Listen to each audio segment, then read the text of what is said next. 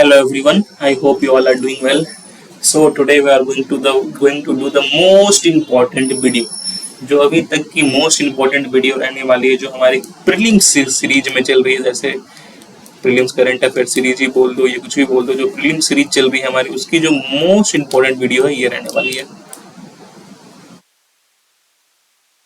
जो हमारी prelims series चल रही है करंट अफेयर वाली या फिर जो भी आप बोलो, उसकी सबसे मोस्ट इम्पोर्टेंट वीडियो है, क्योंकि यहाँ पे हम लोग एग्रीकल्चर को काफी अच्छे से करने वाले हैं। ठीक है, agriculture related to UPSC, that is agriculture related to prelims. Optional तो हम सब पढ़ते ही हैं, मेरे चैनल पे आप सब ऑप्शनल के वजह से जुड़े हुए हो, लेकिन अब हम लोग जो एग्रीकल्चर जो प्रीलिम्स के लिए मोस्ट इंपॉर्टेंट है उसको हम लोग करने वाले हैं। और ये सीरीज इतनी इंपॉर्टेंट होगी कि अगर आप ये पूरा कंप्लीट देख लोगे, आई थिंक 2 to 3 वीडियोस इसमें मैं बनाऊंगा, 3 वीडियो लेके चलते हैं, जो 3 वीडियोस में इसको कंप्लीट कर दूंगा मैं।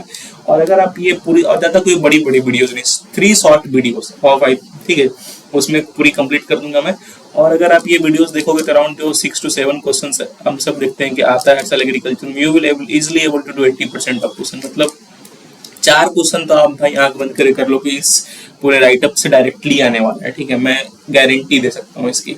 1-2 क्वेश्चन यूपीएससी थोड़ी सी ट्रिक्स लगाएगी, 1-2 क्वेश्चन इससे बाहर से रहेंगे, वो सब जानते हो, लेकिन एटलीस्ट 6, अगर 6 क्वेश्चन आते हैं तो 4 तो आप एटलीस्ट 100% इसके ले लोगे, 7 आते हैं तो 5 तो आप 100% इससे करोगे। ठीक है, तो ये चीज आप ध्यान लेके चलना। तो this is going to be most important write up. और ये जो राइटअप है, this I will share you on Telegram channel. जो मेरा टेलीग्राम चैनल है उस पे ये राइटअप मैं शेयर कर दूंगा, और you can join the Telegram channel through the comment section. जो कमेंट सेक्शन में मैं अपने टेलीग्राम चैनल का लिंक जो है वो पिन कर दूंगा, so you can join it from here. और इस पूरे राइटअप को मैं वहाँ पे डाल दूंगा, और डेली हम लोग इसको डिस्कशन कर लेंगे किस तरह से इसमें अप्रोच करना है। सारी चीज़ों में इसमें मेंशन है, सब कुछ को मैंने अच्छे से हाईलाइट कर दिया हुआ है, तो अगर आप उसको देखोगे तो it will be very helpful, I guarantee you very helpful. तो प्लीज डू फॉलो इट। और ये प्रीलिम्स में, और ऐसा नहीं कि इस बार के प्रीलिम्स में, कमिंग प्रीलिम्स, कमिंग मेन, सब के लिए काफी हेल्पफुल। एक कंसाइज आइडिया आपको पूरी एग्रीकल्चर की हो जाएगी, पूरी एग्रीकल्चर सिलेबस की हो जाएगी जो हमारे यूपीएससी में है। So let's start.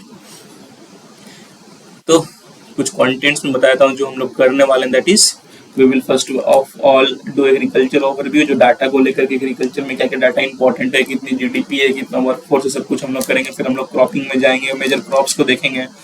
उसके बाद हम लोग एग्रीकल्चर इनपुट्स में जाएंगे। उसके बाद हम लोग आज इंपॉर्टेंट टर्म्स इन एग्रीकल्चर में देखेंगे। उसके बाद हम लोग एग्रीकल्चर इनपुट्स में जाएंगे। उसके बाद हम लोग ये जो इम्पोर्टेंट जो न्यूज़ में है ये सारी चीज़ों को देख लेंगे, जो भी चीज़ें न्यूज़ में अक्सर भी रहती है। बायोटेक्नोलॉजी को हम लोग अच्छे से देख लेंगे, उससे क्वेश्चन है, every year there is one question coming out. So this will be the things we will be doing today. Okay, so first of all stats, agriculture को लेके क्या क्या स्टैट्स। अब देखो आपको इसको कैसे करना है, राइटअप में कैसे यूज करना है कुछ राइटअप को। हालांकि राइटअप मैंने डिटेल में दिया हुआ है, बट क्योंकि प्रीलिम्स अभी नजदीक है, आपके 12 दिन में प्रीलिम्स है, और जैसे आज वीडियो रिलीज हो जाएगी, आज रिलीज हो रही है 3 तारीख, 3 को ये वीडियो रिलीज हो रही है, 12 को प्रीलिम्स है, तो आपको राइटअप में डिटेल में जाना ही नहीं है। जो चीज मैंने हाईलाइट की हुई है और अभी मैं बता दूंगा, तो वीडियो डायरेक्ट अगर आप राइटअप देखने को जाओगे तो शायद आपकी कुछ चीजें मिस हो जाएंगी, क्योंकि कुछ एक्स्ट्रा चीजें भी मैं वीडियो में बताऊंगा, कैसे किस चीज को अप्रोच करना है, वो सारी चीजें मैं बताऊंगा। तो मैं बस यही सलाह दूंगा कि राइटअप जो मैंने दिया उसको आप खोल लो, ठीक है, या फिर वीडियो देख लो, उसके बाद राइटअप को एक बार आप रिवाइज करो, it will be very helpful. और ये 3 दिन में जो ये राइटअप एक बार आप प्रॉपर मैं रिवाइज करा दूंगा, उसके बाद फिर आप नेक्स्ट के जो 5-6 डेज है उसमें आप 1-2 बार रिवाइज कर लेना, it will be very helpful. आपको ज्यादा कुछ नहीं, 1 से 2 घंटे देने डेली के, और आपके 5 क्वेश्चन को मैं सॉर्ट करा दे रहा हूँ। अगर आपको 2 घंटे, इस 10 दिन के 2 घंटे में अगर आपके 5 क्वेश्चन सॉर्ट हो जाए तो वाई डोंट यू, कौन इसे छोड़ेगा। It is a very good opportunity, और मैं अच्छे से करा दूंगा। जो भी एक्स्ट्रा चीजें हैं मैंने सब हाईलाइट की हुई जगह जगह पे, ठीक है, जो चीज से यूपीएससी में प्रीलिम्स में आपको कंफ्यूज करने की कोशिश करेगा मैं सब बता दूंगा। और जो भी चीज हाईलाइटेड, अगर आप रिवाइज कर रहे हो जैसे, तो जो भी चीज हाईलाइटेड है आपको उस पर फोकस करना है, ना ही कि सारा चीज आप पढ़ रहे हैं, because it is around 100 pages. हालांकि ये बल्कि भी नहीं है, कंसाइज है, पर मैंने उसको और कंसाइज कर दिया through highlighting the things which will be very helpful to you. So let's start this epic class, let's start this very wonderful class, let's start this very important class. तो चलिए start करते हैं। सबसे पहले we all know that agriculture sector employs nearly half of the workforce. We all know that around 50% of our workforce is directly or indirectly employed under agriculture.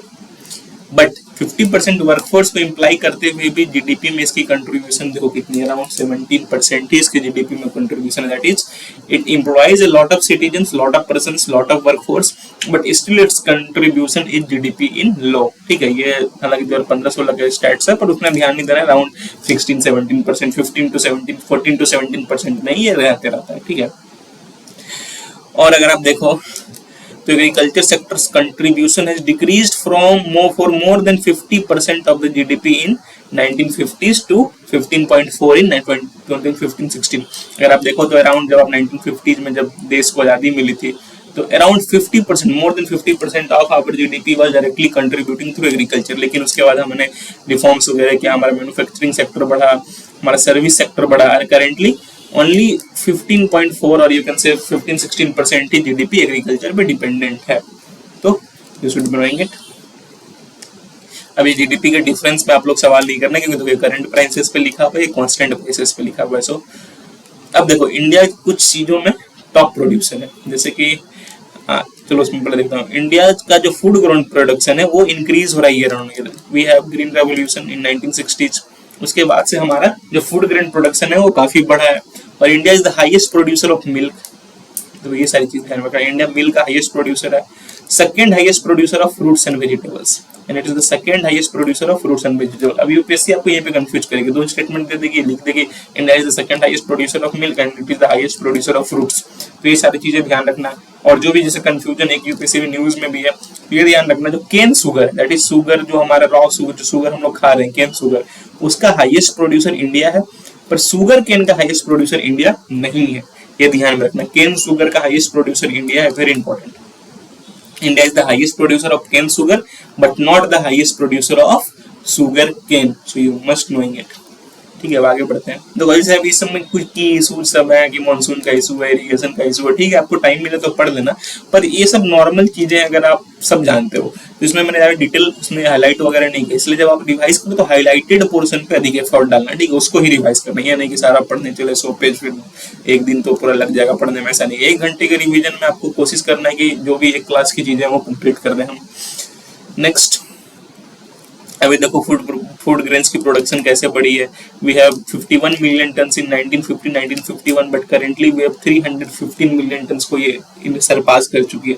So it is the rise in food grain production. और देखो कुछ data मैंने यहाँ पे दिया हुआ है। Generally the top rice producing country China. Top rice producing क्या है? China. China produces the highest amount of rice in the world and India is the largest exporter. तो इंडिया की यहाँ पे टर्म्स में देखो तो India is the second largest producer, but India is the largest exporter। तो ये काफी इंपॉर्टेंट फैक्ट है, इसको ध्यान रखना। और हर साल ऐसे यूपीएससी 1-2 क्वेश्चंस में देता ही है, ठीक है, कुछ भी कर लो, चाहे वो राइस का दे, किसी और क्रॉप्स का दे, सारे क्रॉप्स को हम लोग मेंशन कर देंगे। अब देखते हैं एग्रीकल्चर सेंसस के बारे में, ये भी न्यूज में रहता है। तो एग्रीकल्चर सेंसस जो है it is conducted by department of agriculture cooperation and farmers welfare. तो कौन कराता है? ये कराता है department of agriculture cooperation and farmers welfare. It was started in 1970s and it is and the most recent one is 2015। 2021 वाला 2020 वाला जो है ड्यू टू कोविड वो नहीं हो पाया, ठीक है, तो ये ध्यान रखना है। तो अगर ऐसा भी कोई स्टेटमेंट आ जाए that agriculture census has been conducted every 5 years since it starting, जब से स्टार्ट किया गया एग्रीकल्चर सेंसस, तो हर 5 ईयर में नहीं क्या, नहीं, अभी 2020 वाला छूट गया था due to covid, but generally हम लोग उसको कितना एवरी 5 साल में इसको करते हैं। It is a central sector scheme. अब यहाँ यूपीएससी क्या करेगी, इस सेंट्रल सेक्टर को सेक्टर हटा के स्पॉन्सर्ड कर देगी। तो ये काफी करती है, जब भी वो ऐसी चीजें करती है, जब भी आप देख रहे हो सेंट्रल सेक्टर स्कीम में, तो most of the time around 70-80% times वो सेंट्रल स्पॉन्सर्ड रहती है। और जब भी वो सेंट्रल स्पॉन्सर्ड डालती है तो समझ लो 70-80% टाइम वो सेंट्रल सेक्टर रहेगी। तो जब भी ये सेंट्रल सेक्टर वाला इस स्पॉन्सर्ड वाला गेम खेल रही है यूपीएससी, तो most of the time it will be wrong. ये ध्यान में रखना। डिपार्टमेंट के साथ भी वो काफी करती है। जैसे डिपार्टमेंट ऑफ एग्रीकल्चर है तो उसको हटा करके वो डिपार्टमेंट ऑफ रूरल डेवलपमेंट कर देगी, डिपार्टमेंट ऑफ फाइनेंस कर देगी, मिनिस्ट्रीज को वो काफी चेंज करती है। तो ये सारी चीजें हमें ध्यान रखना है, ठीक है।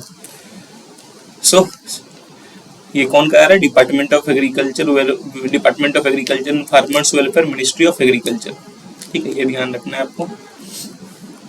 अब देखो World Census of Agriculture. World Census of Agriculture is conducted by International Institute of Agriculture. It is the first program for the World Census of Agriculture in 1930. कब स्टार्ट हुआ था? 1930 में. फिर 1950 में फूड एंड एग्रीकल्चर ऑर्गेनाइजेशन जो कि United Nations का body है, it has been doing decennial world programme for the census of agriculture. WFAO भी आपका सेंसस ऑफ एग्रीकल्चर में जुड़ा हुआ है, ठीक है.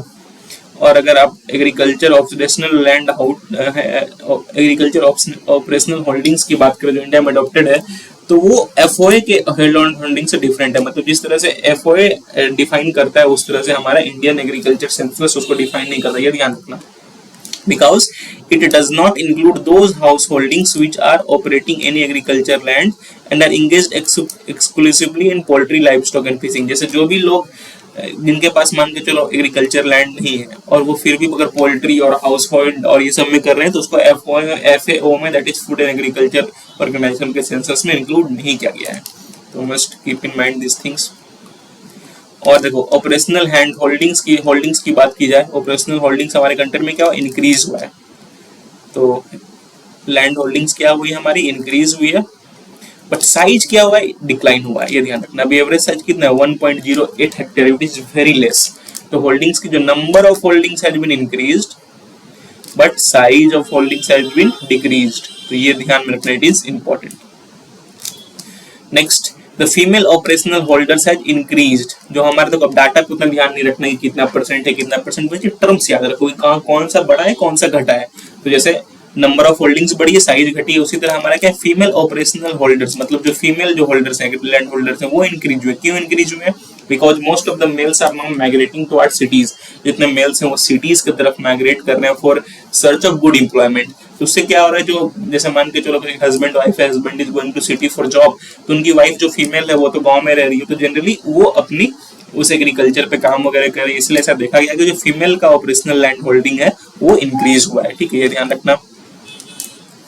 अब देखो स्मॉल एंड मार्जिनल फार्मर्स हमारे कंट्री में कितने हैं? That is 86%. तो you can see how much it is. That is small and marginal farmer जिसका लैंड क्या है 0 से 2 हेक्टेयर्स के बीच है. ये ध्यान रखना. और जो semi medium and operational land holdings है दे आर 13.35% और जो लार्ज होल्डिंग्स है वो 0.57%. ओके, ये ध्यान रखना. तो लार्ज होल्डिंग्स कितने कम है? दैट इज 10 हेक्टेयर से और कितने कम है? स्मॉल एंड मीडियम होल्डिंग्स देखो 2 से 10 में कितने कम है, और small semi medium, sorry not small, semi medium and medium कितने कम है, और स्मॉल तो भाई काफी कम है. ठीक है, काफी कम नहीं काफी अधिक है, sorry. Most of the farmers in India are small and marginal. ये चीज आप सब जानते हो. ठीक है, 55% पॉपुलेशन को हमारा एग्रीकल्चर एम्प्लॉय करता है. इसको क्या कहते हैं? Disguised employment. That is what is disguised employment? मान के चलो किसी एक जगह पे 2 वर्कर की जरूरत है, फिर भी वहां 5 वर्कर लगे हुए हैं. दैट इज इफिशियंसी वर्कर्स की काफी कम है, बिकॉज की जॉब हमारे पास उतने हैं नहीं. गाँव में अगर आप देखो तो सब एग्रीकल्चर में लगे हुए, जहाँ 2 लोग काम कर सकते थे, पर अब कोई खाली 5 लोग है फैमिली में, तो 3 लोग तो खाली बैठेंगे नहीं, वो भी काम में पड़ लग जाते हैं. इसलिए डिस्गाइज्ड एम्प्लॉयमेंट काफी, ये ध्यान रखना. ठीक है, अगर सारे कुछ फैक्टर्स हैं. डाटा से gross capital formation is around 15%, growth rate of Indian agriculture is around 3% and growth rate of food processing industry is around 10%. The average land holding farmer in जो, देखो ये इंपॉर्टेंट है. अगर एवरेज लैंड होल्डिंग की बात की एक farmer को, तो नागालैंड में it is highest, that is 5 hectare and it is lowest in Kerala. Nagaland के फार्मर की बात की जाए तो एवरेज लैंड होल्डिंग में नागालैंड में हाईएस्ट है और केरला में लोएस्ट, दैट इज देख सकते हो 0.18 hectare. How much low it is. So this is you need to keep in mind. अब देखो ये ध्यान रखो कि हमारे कंट्री में क्या है, labours are greater than owners. ठीक है, लेबर्स की जो है वो ऑनर से ज्यादा नंबर में है, but labour percentage in agriculture is decreasing. अब वो क्या हो रहा है? डिक्रीज हो रहा है. That is most. ठीक है, और काफी क्या है कि ऑनर नहीं भी है तो वो लैंडलेस लेबर है काफी ज्यादा, तो वो लैंडलेस लेबर्स हैं, ऑनर्स नहीं है पर वो लेबर है. पर अब क्या हो रहा है? एग्रीकल्चर में डिक्रीज हो रहा है, ये ध्यान रखना. इसके बाद नेक्स्ट वेव इरिगेशन सेंसस भी न्यूज में था, तो इसको ध्यान रखना. ये कौन कराता है? मिनिस्ट्री ऑफ जल शक्ति. तो इसकी कोई टाइम फ्रीक्वेंसी नहीं है. जैसे एग्रीकल्चरल सेंसस और लाइवस्टॉक सेंसस की टाइम फ्रीक्वेंसी है 5 साल, पर जो इरिगेशन सेंसस है उसकी भी कोई एक पर्टिकुलर टाइम फ्रीक्वेंसी नहीं है. Must remember this thing. Next हम लोग बढ़ते हैं लाइव स्टॉक सेंसस में। इट वाज स्टार्टेड इन 1920, ये भी 5 साल में करा जाता है। And it is done by ministry of fisheries, animal husbandry and daring. ये मिनिस्ट्री याद रखना। तो इरिगेशन सेंसस मिनिस्ट्री ऑफ जल शक्ति, agriculture census ministry of agriculture and live stock census ministry of animal husbandry, fisheries and daring. यहाँ ये confuse करने की कोशिश करेंगे, यहाँ पर मिनिस्ट्री ऑफ एग्रीकल्चर डाल देंगे, ठीक है, ध्यान रखना। स्टेट गवर्नमेंट का पार्टिसिपेशन होता है, ऑब्वियसली होगा। एग्रीकल्चर क्या है हमारा स्टेट सब्जेक्ट है, ये ध्यान रखना। तो ऑब्वियसली स्टेट गवर्नमेंट का पार्टिसिपेशन होगा ही। लाइव स्टॉक सेंसस से कुछ डाटा मैंने दे दिया, that is there is increase of livestock. अगर आपको ये 4.6% याद ना भी रहे तो ध्यान रखना कि पिछले साल से इस बार के सेंसस में लाइव स्टॉक की पॉपुलेशन इंक्रीज हुआ है। जो हमारा एक्सोटिक और क्रॉस ब्रीड है उसका भी पॉपुलेशन इंक्रीज हुआ है, पर जो इंडिजीनियस कैटल्स हैं उसके पॉपुलेशन में डिक्लाइन देखने को मिला है। This is very important. Increase in total live stock, increase in exotic live stock, but decline in indigenous cattle, ये ध्यान रखना। और जो पोल्ट्री है, बैकयार्ड पोल्ट्री, उसमें भी इंक्रीज देखने को मिला है, ह्यूज इंक्रीज 46%। डाटा याद भी नहीं रहेगा तो याद रखना ह्यूज इंक्रीज। अब देखो एग्रीकल्चर क्या है, it is a part of state list. उसका एग्रीकल्चर मार्केट्स एंड फेयर्स भी is a part of state list and land is also subject to state list. तो agriculture market and land, all the three are the part of state list, keep in mind. देखो doubling farmers income अभी था news में, we all know that हमारा doubling farmers income है, तो 2022 तक हम लोग फार्मर्स की इनकम को डबल कर देंगे, पर ये फेल हुआ। पर इनकम हम लोग राइज करने में कामयाब रहे, हालांकि डबल नहीं कर पाए पर राइज कर पाए। So there was a rise in 27% of income, not we are not able to double, but there was a rise in 27% of income. तो ये ध्यान रखना क्योंकि ये फेल हो गया। यूपीसी का स्टेटमेंट दे देगी that the initiative of doubling of the farmers income by 2022 has achieved a major success. तो ये ध्यान रखना, ठीक है, ऐसे देंगे। अब ये कुछ मिनिस्ट्रीज हैं, ठीक है, मिनिस्ट्रीज के अंदर कौन कौन से डिपार्टमेंट एग्रीकल्चर के, ये आप देख लेना इसमें जो राइटअप रहेगा। मैं से ओवरऑल ऊपर से देख लेता हूँ। नबार्ड एक इंपॉर्टेंट है तो मैंने मेंशन कर दिया, NABARD is under ministry of finance, वो मिनिस्ट्री ऑफ एग्रीकल्चर नहीं है, ध्यान रखना। वो कंफ्यूज करने की कोशिश करेंगे UPSC that NABARD is under ministry of agriculture, no, it is under ministry of finance. It was constituted in 1882 by the recommendation of Shivaram committee, Shivaraman committee के रिकमेंडेशन पे इसको, शिवाराम कमेटी के रिकमेंडेशन पे इसको इंस्टीट्यूट किया गया था 1882 नहीं यार 1982 में तो ब्रिटिशर्स थे। ये मिनिस्ट्री ऑफ फाइनेंस के अंदर, ये ध्यान रखना, मेजर ये इंपॉर्टेंट है, मिनिस्ट्री ऑफ फाइनेंस के अंदर। ये सब कुछ डिपार्टमेंट से मिनिस्ट्रीज है, आप देख लेना राइट अप में। नेक्स्ट अब चलते हैं टाइप्स ऑफ फार्मिंग की तरफ। तो टाइप्स ऑफ फार्मिंग जैसे देखो काफी सारे, पहले तो देखो क्या सबसिस्टेंस फार्मिंग। सबसिस्टेंस फार्मिंग तो टर्म याद रखो, ज्यादा डिटेल में जानने की जरूरत नहीं। सबसिस्टेंस फार्मिंग मींस कि जब हम लोग फार्मिंग कर रहे हैं खुद के लिए, कंजम्पशन के लिए, when we are doing the farming for our consumption, मतलब हमें कमर्शियल बेनिफिट उससे कुछ नहीं चाहिए। हमारी नीड है 100, मान के चलो 100 kg पर ईयर की, तो हम 100 kg उगा रहे हैं और वो खा ले रहे हैं। तो when we are doing for our living, for our consumption, then it is known as subsistence farming. ये देख लो झूमिंग नॉर्थ ईस्टर्न स्टेट्स में होती है। फिर दीपा में झूमिंग को क्या बोलते हैं हम लोग, सॉरी दीपा कहाँ पे बोलते हैं झूमिंग को, बस्तर डिस्ट्रिक्ट में, याद ध्यान रखना, ठीक है, बस्तर डिस्ट्रिक्ट हो गया। अंडमान एंड निकोबार में झूमिंग देखने को मिल जाती है। ये देख लो झूमिंग को मैक्सिमम में मिल्पा बोलते हैं, कुछ सेंट्रल अमेरिका में कॉनको बोलते हैं, मैक्सिको और सेंट्रल अमेरिका में इसको क्या बोलते हैं, मिल्पा बोलते हैं। वेनेजुएला में इसको कॉनका बोलते हैं, ब्राजील में रोका बोलते हैं, सेंट्रल अफ्रीका में मसूल बोलते हैं, लडांग इन इंडोनेशिया एंड रे इन वियतनाम। तो ये सारी ध्यान रखना, ये कभी कभी मैचिको द फॉलोइंग वगैरह में पूछ लेते हैं, हालांकि मैंने इसको ये नहीं किया है, मैंने मतलब हाईलाइट नहीं किया है, पर आप देख लेना इसको, ठीक है। सो ये सारी कुछ है, ठीक है। प्रिमिटिव फॉर्म ऑफ कल्टीवेशन देखो क्या किया, बेवार, दहिया, ये सब मध्य प्रदेश में है, पोड़ू पेंडा आंध्र प्रदेश में, पमादाबी कॉमान ऑफ ब्रिंगा ये सब उड़ीसा में है, कुमारी वेस्टर्न घाट्स, बस ये टर्म्स याद रखना। वो क्या दे देंगे सिंपली कि that podu, dahiya, bringa are types of, और ये नीचे ऑप्शन दे देंगे hills, rivers, tributaries of this rivers, types of traditional farming system. तो ये टर्म्स को एक बार ध्यान में रखना, okay. Then we have intensive subsistence farming. तो अब ये भी सबसिस्टेंस फार्मिंग है, हम लोग खुद के लिए ही कंज्यूम कर रहे हैं, पर क्योंकि पॉपुलेशन का प्रेशर अधिक है तो ये इंटेंसिव हो गया। मान के चलो यहाँ पे 10 लोग रह रहे हैं, इतनी बड़ी लैंड है, वो सबसिस्टेंस खुद के लिए खाने के लिए उगा रहे हैं तो नॉर्मल उगा रहे हैं। अब इसी जगह पे 100 लोग आ गए, अब इनको भी खुद के लिए खाने के उगाना है, लेकिन ये इंटेंसिव हो गया। हालांकि ये सबसिस्टेंस है, कमर्शियल यूज इसका हो नहीं रहा है, सेल्फ कंजम्पशन, ये पर due to increase in population there is intensive subsistence farming, ये ध्यान रखना। The main characteristics of this type of farming is use of higher dosage of modern inputs as compared to subsistence farming. जो हमारी intensive subsistence farming है उसमें modern inputs का increase अधिक है। फिर ये प्लांटेशन एग्रीकल्चर आप सब जानते हो, शुगर केन वगैरह, इसलिए मैंने मेंशन नहीं किया। अब क्रॉप प्रोडक्शन सीजन्स की बात करें तो we have 3 seasons, kharif, rabi and zaid. जो खरीफ है that is summer crop. Major kharif crops क्या है? Rice, maize, sorghum, moong, bean, groundnut, cotton, soybean. अगर यूपीएससी दे कि rice is grown only in kharif season, तो that statement is wrong. 90% of the time that statement is wrong. कोई ऐसा crop ही नहीं है जो सिर्फ एक ही सीजन होता है। मेज भी हो सकता है कि कहीं पे रबी में उग रहा हो, कहीं पे खरीफ में उग रहा है। तो अगर ऐसा स्टेटमेंट आए तो ऐसा नहीं कि देख लेना रहे मतलब राइस वहां मेंशन था खरीफ में, सर के नोट्स में तो खरीफ होगा। ओनली जब भी मेंशन आए तो नहीं है। और अगर ऐसा रहे कि rice can be grown in, can be, sometimes rice can be grown in rabi season also, तो ये ध्यान रखना, यस इट कैन बी, कहीं कहीं वो ग्रो किया जाएगा, ये इंपॉर्टेंट है। उसका रबी विंटर सीजन क्रॉप है, ठीक है। उसके बाद ये इसमें wheat, barley, oats, mustard, peas, इधर इंपॉर्टेंट क्रॉप। उसी तरह जायद में जनरली हम लोग वेजिटेबल क्रॉप्स, फ्रूट क्रॉप्स इसको लेते हैं। और ये मार्च टू जून जो क्या होता है, जो रबी और खरीफ के बीच का जो टाइम रहता है, मतलब रबी के हार्वेस्ट से लेकर के खरीफ के सोइंग तक को जो टाइम मिलता है हमें, मार्च टू जून, उसमें हम लोग ये सारी चीजें उगाते हैं, French bean, musk melon, watermelon, bitter gourd, pumpkin rose, ये सब है। अब देखो एग्रीकल्चर क्रॉप्स की क्लासिफिकेशन भी है, सीरियल क्रॉप्स, राइस व्हीट में जो गया, पल्स क्रॉप्स। अब जो ये क्वेश्चन आई थिंक यूएससी ने प्रीवियसली पूछा हुआ है। तो हाईएस्ट पल्स क्रॉप इंडिया में कौन सा ग्रोन होता है? ग्राम, जिसको हम लोग चना भी बोलते हैं। तो ग्राम अगर पल्स क्रॉप में देखा जाए तो सबसे हाईएस्ट प्रोडक्शन किसकी होती है? ग्राम की, ये ध्यान रखना, ठीक है। वाइल्ड सीड्स ये सारी हो गई, फॉडर हो गया, lucerne is also known as, alpha का ये नाम लोसरीन है, तो ये लोसरीन है, कंफ्यूज नहीं होना। फाइबर क्रॉप है, कॉटन है, जूट है, मसला है, कमर्शियल क्रॉप्स है। अब हम लोग सारे क्रॉप्स को थोड़े डिटेल में देखते हैं, ठीक है।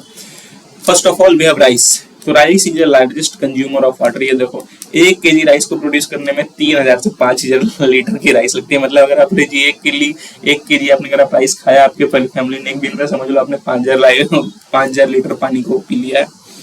So that is why it is known as very high intensive crop. India is the largest exporter of rice and China is the largest producer of rice. और इंडिया में देखा जाए तो West Bengal is the largest producer और highest productivity Punjab में। अब जो productivity और प्रोडक्शन में डिफरेंस है, प्रोडक्शन में एटली वेट में मतलब मान के चलो कि 100 टन हो रही है production in West Bengal, 80 ton production हो रहा है पंजाब। हो सकता है ये 100 टन को यहाँ पे लगाने के लिए 100 हेक्टेयर लगाओ, इस 80 टन के लिए यहाँ 40 हेक्टेयर ही लगाओ। तो प्रोडक्टिविटी किसके दिखोगी? पंजाब की। पर हाईएस्ट प्रोडक्शन किसका है? वेस्ट बंगाल का, ये ध्यान रखना। ये productivity is highest in Punjab but highest production is from West Bengal. और टॉप राइस प्रोड्यूसिंग कंट्री कौन है? चाइना। इंडिया क्या है? लार्जेस्ट एक्सपोर्टर है, सेकंड राइस प्रोड्यूसिंग कंट्री है। अब देखो राइस काफी टाइप के राइस है हमारे कंट्री में, इरिगेटेड है, रेनफेड लोलैंड है, अपलैंड है, फ्लड प्रोन भी है। तो काफी मेथड्स ऑफ कल्टीवेशन है। तो जो इंपॉर्टेंट चीजें हैं वो मैंने मेंशन कर दिया है, ठीक है। पहले ड्राई कल्टीवेशन, दैट इज कि ड्राई नाम से समझ में आ रहा है कि वाटर यूज लेस होगा और यहाँ पे जो हमारा सॉइल से होती है जो वगैरह भी लेस होती है, सॉइल डिस्टर्बेंस भी कम होती है। सॉइल डिस्टर्बेंस कम होती है तो इमिशंस भी कम होता है, ये ध्यान रखना, ठीक है। पर यहाँ पे क्या क्या इसके डिमेरिट्स है कि यहाँ पे आपके ये सब तो मेरिट्स हो गए। डिमेरिट्स क्या है कि यहाँ पे सीड रिक्वायरमेंट काफी अधिक लगता है, ठीक है। सीड रिक्वायरमेंट्स काफी अधिक रहता है। मोर यूज ऑफ हर्बिसाइड्स, बिकॉज क्या होता है जो हमारा ट्रांसप्लांटिंग मेथड होता है जिसमें हम लोग पडलिंग करते हैं, तो वहाँ पे पानी की वजह से जो पानी हमारे सरफेस से पूरा भरा रहता है तो उसकी वजह से हर्बिसाइड्स जो भी हमारे वीड्स हैं वो ग्रो नहीं करते हैं। पर यहाँ पे क्या है, क्योंकि ये सब चीज हमें हो नहीं रही है, वाटर यूज उतना है नहीं, तो और यहाँ पे हम लोग टिलेज वगैरह भी नहीं करें, तो हर्बिसाइड्स का जो हर्ब्स वीड्स होते हैं वो काफी ग्रो हो जाते हैं। तो हर्बिसाइड्स का यूज यहाँ अधिक होता है। तो वेरी इंपॉर्टेंट पॉइंट ध्यान रखना, there is high growth of weeds, high herbicides use, seed requirement is higher, there is problem of nematodes also, तो disease is also there। Dry system Uplands में अधिकतर ये फॉलो होता है, ठीक है। ड्राई सीडिंग के लिए सीड ड्रिल और ब्रॉडकास्टिंग का हम लोग यूज करते हैं। ब्रॉडकास्टिंग दैट इज कि सिंपली छिड़क देना फील्ड में, ओके, सिंपली आपने हाथ में लिया फील्ड में छिड़क दिया। वेट सीडिंग में हम लोग पडल सॉइल का हम लोग यूज करते हैं, ओके, ये ध्यान रखना। Then we have aerobic rice, ठीक है। It is grown in non puddle soil, ऐसा नहीं पडल सॉइल में एरोबिक राइस को नहीं उगाते हैं, none puddle soil. Aerobic rice under irrigation and high external inputs, ठीक है। तो ये ध्यान रखना एरोबिक राइस को। Weeds management is a critical factor in aerobic rice, ठीक है। Timely application of herbicides and 1 to 3 weddings, तो यहाँ वीड की प्रॉब्लम होती है इसलिए वीड मैनेजमेंट हमें अच्छे से करना। Then we wet cultivation, that is जहाँ पे कि वेट चीज है जहाँ पे राइस को वाटर के अंदर ट्रांसप्लांट किया जा रहा है, दैट इज वेट कल्टीवेशन या ट्रांसप्लांटिंग होती है। इसको इतने डिटेल में नहीं जाना है, ये सब मैंने मेंशन कर दिया है, बट ठीक है। अब देखो सिस्टम ऑफ राइस इंटेंसिफिकेशन आप सब जानते हो, ठीक है। अब इसके जो कंपोनेंट्स हैं उसमें काफी हमें बेनिफिट्स मिलते हैं, वो हम लोग बेनिफिट्स देख लेंगे, इतना उसके डिटेल में नहीं जाना है, कितना ट्रांसप्लांट करना है, क्या करना है। देखो एक इंपॉर्टेंट चीज मैंने मेंशन कर दिया, वेरी इंपॉर्टेंट। कुटनाड जो है ये केरला में, कुटनाड, तो कुटनाड इज ए वेटलैंड, तो इस वेटलैंड में there is only rice cultivation below sea level. तो अगर क्वेश्चन रहे that in which place there is only rice cultivation of sea level is practised in which place, तो it is Kuttanad in Kerala, very important. But इसके कुछ important है देखो कि पर ग्रेन्स जैसे देख सकते हो यहाँ पे काफी ये है, तो ग्रेन्स हेवियर बहुत ज्यादा, ये तो ग्रेन्स वो अधिक होते हैं, ठीक है। बिगर आपका प्रोडक्शन होता है, more tillers use, these are the benefits, please so see it in the healthy strong winds, short होता है उसका जो हेल्दी डेवलपमेंट होता है, और ये जो हमारे स्टेम वगैरह है तो जल्दी ये गिरता नहीं है, जो हम देख सकते हो राइस के फील्ड में काफी प्रॉब्लम होता है ये गिरने का, तो नहीं होता है, ठीक है। Alternate waiting and drawing in irrigation, अब देखो इसमें क्या होता है, ये इंपॉर्टेंट है थोड़ा। मान के चलो हमारा फील्ड है, तो हमने अभी यहाँ पे इरिगेट कर दिया, यानी यहाँ पे भी मेड सम टेंसियोमीटर का हम लगा दिया। अब इसको हम लोग ये करते रहेंगे, ये चेक करते रहेंगे कि ये ड्राई हो गया, जैसे टेंसियोमीटर में देखा ड्राई हो गया, तो फिर से हम लोग उसको वेट कर दिया, हमने इरिगेट किया, फिर उसको सूखने का इंतजार किया, फिर सूखा, फिर हमने उसको इरिगेट किया, that is alternate drawing and waiting of irrigated system. तो ये क्या होता है, इससे हमारा जो वाटर का यूज है that is reduced by 30% also, और जो मीथेन इमिशन है वो भी 48% तक इससे कम हो जाता है। आईपीसीसी के गाइडलाइंस भी है on national green house gas inventory estimated that 48% reduction ऐसा होता है, तो दैट इज आपको उतना परसेंटेज पे ध्यान नहीं रखना, ध्यान रखने की रिडक्शन होता है। तो ये प्रैक्टिस के बारे में इतना डिटेल में नहीं जाना है हमें। राइस की प्रोडक्शन का एक मैप है, देख लेना। सिंपली आप ध्यान रखो कि West Bengal has highest productivity and Punjab West Bengal has highest production and Punjab has highest productivity, ये दोनों सेक्शन में। इंडिया कितना सेकंड नंबर पे in terms of production, exporter में फर्स्ट पे है, China is the highest producer, ध्यान रखना। Next we wheat, wheat is generally a temperate crop, इसका ओरिजिन मैक्सिको में, but is also grown in tropical regions. Punjab, Haryana, Uttar प्रदेश वाले regions में ये होता है। अब स्टेट्स देखो तो UP is the highest producer of wheat, then we have MP, then we have Punjab, okay. एक यूजी 99 न्यूज में था, इसलिए मैंने मेंशन कर दिया, it is rust disease of wheat, ये न्यूज में तो मैंने मेंशन किया, वो भी न्यूज। तो अगर आपको ऐसा है कि व्हाट इज यूजी 99, चार ऑप्शंस रहेंगे, एक्सोप्लाइनेट, एस्ट्राइड, तो ध्यान रखना है कि उसमें रस्ट डिजीज ऑफ व्हीट को मार्क करना है, ओके। अब हाईएस्ट प्रोड्यूसर इन वर्ल्ड देखा जाए तो China is the highest producer of wheat in the world, second we have India, Russia, then USA. तो India is the second highest producer, China is the highest producer. और largest exporter का rice के terms में तो India था, wheat के terms में it is Russia, Russia is the largest exporter of wheat, ये ध्यान रखना, ठीक है।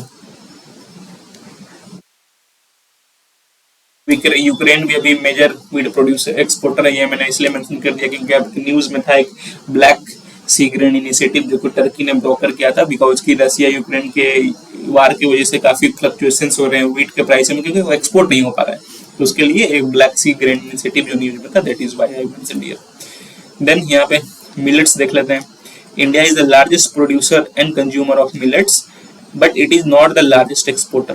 कंज्यूमिंग और प्रोड्यूसिंग में इंडिया फर्स्ट है, पर एक्सपोर्टर में इंडिया 5th नंबर पे, इट इज इंपॉर्टेंट, ध्यान रखना। ये ऐसे चल रहे हैं कि India is the largest producer, consumer and exporter of millets, गलत।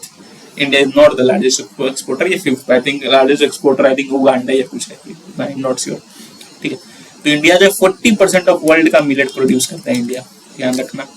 बाकी अफ्रीका, तो जनरली आप देखो तो वर्ल्ड में इंडिया और अफ्रीकन, इंडियन सब कॉन्टिनेंट में, अफ्रीकन कॉन्टिनेंट में अधिकतर मिलेट का प्रोड्यूस होता है। इंडिया में देखो तो Maharashtra, Karnataka, Andhra Pradesh, Madhya Pradesh, these are the major producer of millets.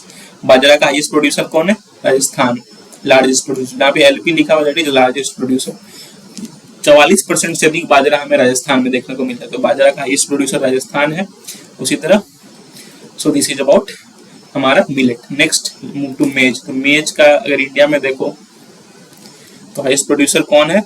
Karnataka, then we have MP, then we have Maharashtra. और वर्ल्ड में देखा जाए, ठीक है, इंडिया में मेज का हाईएस्ट प्रोड्यूसर कौन है? Karnataka, then we have MP, Maharashtra, ये चीजें ध्यान रखना। और वर्ल्ड में देखा जाए तो highest producer of maize is USA, USA is the largest producer, then we have China. India का रैंकिंग क्या है? 8th नंबर पे, यू शुड नो इट। और मेज जरूरी नहीं है कि सिर्फ खरीफ क्रॉप है, जनरली ये खरीफ क्रॉप है, पर रबी सीजन में भी इसको grown, it can be grown, तो ये ध्यान रखना। इसलिए मैं बोलता हूँ कोई भी क्रॉप दिया जाए कैसे maize only grown in kharif crop, तो that will be most of the time wrong. एक फुल आर्मी वार न्यूज में it is a pest of maize seen in paddy also, ये ध्यान रखना। अब देखो एग्रो क्लाइमेटिक जोन्स है, तो इंडिया में 15 एग्रो क्लाइमेटिक जोन्स है एज पर ICAR, ये ध्यान रखना। ग्लाइफोसेट अभी न्यूज में it is herbicide, glyphosate, atrazine, these are the herbicides, atrazine भी हर्बिसाइड है। और अभी ग्लाइफोसेट न्यूज में, इसलिए इसको मैंने मेंशन कर दिया क्योंकि बैन किया गया है इसको काफी जगह। अब देखो पल्सेस जो है, India is the largest producer as well as the largest consumer, but still we are largest importer also. Pulses का इंडिया, आप देखो यहाँ पे मिलेट्स से कैसे पल्सेस अलग है कि हम लोग ये मिलेट्स में भले हम लोग लार्जेस्ट प्रोड्यूसर कंज्यूमर है पर लार्जेस्ट एक्सपोर्टर नहीं, यहाँ पे भी एक्सपोर्टर तो नहीं है पर यहाँ पे हम लोग लार्जेस्ट प्रोड्यूसर है, कंज्यूमर और इम्पोर्टर भी है, ये ध्यान रखना, दिस इम्पोर्टर। इसका इंटरनेशनल ईयर ऑफ पल्सेस कब था? 2016 में। इंटरनेशनल ईयर्स ऑफ मिलेट कब था? 2023 में। ये तो आपको पता ही है सबको। We are not the largest exporter also, ये ध्यान रखना। रबी पल्स की जो प्रोडक्शन है that is more than kharif pulse, और gram is more than 40% of the production of pulses. जैसे मैंने ऊपर भी मेंशन किया था, ग्राम जो सबसे अधिक प्रोडक्शन प्रोड्यूस होता है। और ये सब मेजर स्टेट्स हैं, मध्य प्रदेश, उत्तर प्रदेश, राजस्थान, और आपका जो Rajasthan is the highest producer of toor dal, ये ध्यान रखना। Sorry, Rajasthan is the highest producer of pulses, ये ध्यान रखना, ठीक है। तूर दाल जो है फॉडर क्रॉप नहीं है, एक बार ये यूपीएससी में आ चुका है that which of the following is not or each of the following of fodder crop, उसमें अगर तूर दाल लिया है तो वो fodder crop नहीं है। और ये एक चीज देखो मैंने यहाँ पे मेंशन कर दिया, all pulses are legumes but all legumes, तो all pulses are legumes and all legumes fix nitrogen, ये ध्यान रखना। जितने pulses हैं वो legumes हैं और जितने legumes हैं वो नाइट्रोजन फिक्स करते हैं, ओके। फिर शुगर केन पे आते हैं, तो sugar cane India is not, India जो शुगर केन ज्यादा इंपोर्ट भी नहीं करता, this is import. India sugar cane ज्यादा इंपोर्ट भी नहीं करता ना ज्यादा एक्सपोर्ट भी नहीं करता है। अगर इंडिया की देखें शुगर की जो बात है तो India is the largest producer and largest exporter of sugar. But अगर शुगर केन की बात की जाए तो India is the second largest producer. Highest producer कौन है शुगर केन का? Brazil. Cane sugar, that is जो शुगर हम लोग खाते हैं उसका हाईएस्ट प्रोड्यूसर कौन है? इंडिया। पर शुगर केन का हाईएस्ट प्रोड्यूसर कौन है? ब्राजील, ये ध्यान रखना। और इंडिया में देखो तो अभी currently Maharashtra is the highest producer, जो महाराष्ट्र उत्तर प्रदेश में बार बार चेंज होता रहता है। अभी कुछ टाइम पहले उत्तर प्रदेश था, बट करेंटली अभी ध्यान रखना प्रीलिम्स पर्सपेक्टिव से क्या यूपीएससी कंफ्यूज कर सकती है। प्रीलिम्स पर्सपेक्टिव से अभी highest producer is Maharashtra and second highest producer is Uttar Pradesh, third हमारा कर्नाटक है। Next we oil seeds, we all know that yellow revolution is related to oil seeds. बाकी ये सारी चीजें दिए मैं डाटा लोग पढ़ना तो पढ़ना ना, कोई ज्यादा इंपॉर्टेंट नहीं है। फिर देखो एक चीज और न्यूज में थी दैट इज DMH11। तो DMH11 जो ये मेज की वैरायटी है, ठीक है, इट इज पेस्टिसाइड रेसिस्टेंस, ये मैंने मेंशन कर दिया यहाँ पे। जो अभी मुझे जहाँ पे जो याद आ गई तो मैंने वो मेंशन कर दिया था कि आप वक्त पढ़ लो। अब देखो we all know that India is heavily dependent on imports of oils. Oil की इंपोर्ट हम लोग काफी करते हैं and we are the largest importer of vegetable oil in world. World में जितना इंपोर्ट होता है 15% शेयर तो इंडिया की है, followed by China and USA. तो लार्जेस्ट इंपोर्टर कौन है वाइल का? वेजिटेबल वाइल का India, then we have China, then we have USA. और पाम ऑयल का जो कंट्रीब्यूशन देखो आप तो 60% हम लोग पाम ऑयल इंपोर्ट करते हैं, generally majority of it from Indonesia, ठीक है, इंडोनेशिया से मेजोरिटी करते हैं। सोयाबीन ऑयल का शेयर 25% है, सनफ्लावर ऑयल का शेयर 12% है। दैट इज पाम ऑयल हम लोग सबसे अधिक इंपोर्ट करते हैं, फिर सोयाबीन ऑयल है, फिर वी हैव सनफ्लावर ऑयल, ये ध्यान रखना। फिर टी में देखो तो टी के कुछ रिक्वायरमेंट्स है, वेल ड्रेन्ड सॉइल होना चाहिए, मॉइस्ट फ्री फ्रोस्ट कंडीशन होना चाहिए, शावर्स फ्रीक्वेंट होना चाहिए। किस किस एरिया में देखो Assam, hills of Darjeeling, Jalpaiguri, West Bengal, Tamil Nadu, Kerala. तो साउदर्न स्टेट्स में तमिलनाडु केरला में जनरली उगाया जाता है। तो अगर ऐसा दे दिया जाए कि T is maximum product, the T is produced only in north east states, तो ये गलत हो जाएगा। Assam although is the largest producer and China is the largest producer of tea, second wave India है। China is the largest producer of tea, second wave India। So it was about tea। Next we have coffee। तो coffee जो है India में कहाँ से आया था? Arabica variety जो यमन से आया था। तो दो वैरायटीज है, अरेबिका और रोबस्टा, ठीक है। Arabica is the more premium variety as compare to robusta, पर इंडिया में भी देखो तो रोबस्टा की प्रोडक्शन अधिक हो रही है अरेबिका से। इन प्रीवियस टाइम्स अरेबिका की प्रोडक्शन का अधिक थी, पर रिसेंट टाइम्स रोबस्टा की प्रोडक्शन बढ़ चुकी है, ध्यान रखना important.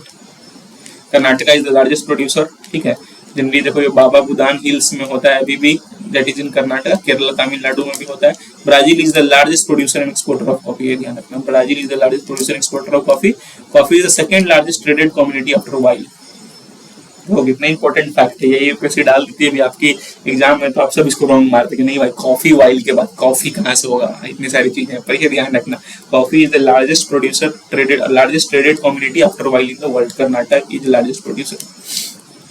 Then we have rubber, जैसे देखो यहाँ पे मैंने एक एडिशनल इन्फॉर्मेशन दिया, इसलिए राइटअप के साथ साथ ये वीडियो भी देखो, ठीक है, काफी इंपॉर्टेंट है, क्योंकि ये देखो यहाँ पे मैंने मेंशन नहीं किया था, पर ये मैंने रोबस्टा अरेबिका के बारे में यहाँ बताया जो कि राइटअप में मेंशन नहीं है, ठीक है। रबर, इसको अधिक वाटर चाहिए, highest producer of rubber is Kerala, ठीक है। उसका कर्नाटक, अंडमान निकोबार में होता है। Thailand is the world's leading natural producer, world's leading natural rubber producing country. तो रबर सिंथेटिक होता है, नेचुरल होता है। नेचुरल जो कि प्लांट से मिल रहा है, सिंथेटिक जो हम लोग केमिकल से बना रहे हैं। तो प्लांट्स की बेसिस पे जो नेचुरल रबर प्रोड्यूसिंग कौन कंट्री है, थाईलैंड।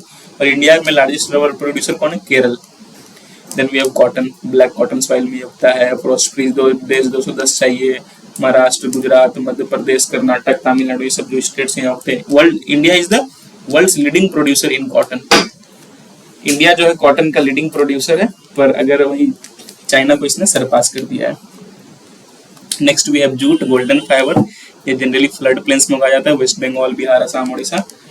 जब रेटिंग करते हैं जूट को, that is extraction of fibres. West Bengal is the highest producer of jute and India is the largest producer and exporter of jute. It is important to remember it. Next we have sugar cane, जो important है। Maharashtra is the largest producer of sugar cane, second largest producer is Uttar Pradesh, and Brazil is the major sugar cane producing. जो तो बता ही दिया मैंने। Sugar cane, अब ठीक है, ये एसएसआई के बारे में इसे क्वेश्चन पूछा गया, आप लोग देख लेना। नेक्स्ट अगले क्लास में हम लोग इंपॉर्टेंट टर्म्स ऑफ एग्रीकल्चर करेंगे। I hope you understand this thing, और जो भी इसमें इंपॉर्टेंट चीज़ है वो मैं टेलीग्राम में डाल दूंगा। So that is all for today. Please do like, please do share, and please do subscribe. It takes a lot of hard work to make such videos for you on regular basis. अगर आप like करते हो, share करते हो, subscribe करते हो तो काफी मोटिवेशन मिलता है। और जो हाईलाइटेड पॉइंट्स है वो सब पढ़ना, इसको मैं अपने टेलीग्राम चैनल पर डाल दूंगा। टेलीग्राम चैनल का link is in the comment section. So that is all for today. Have a nice day. Thank you.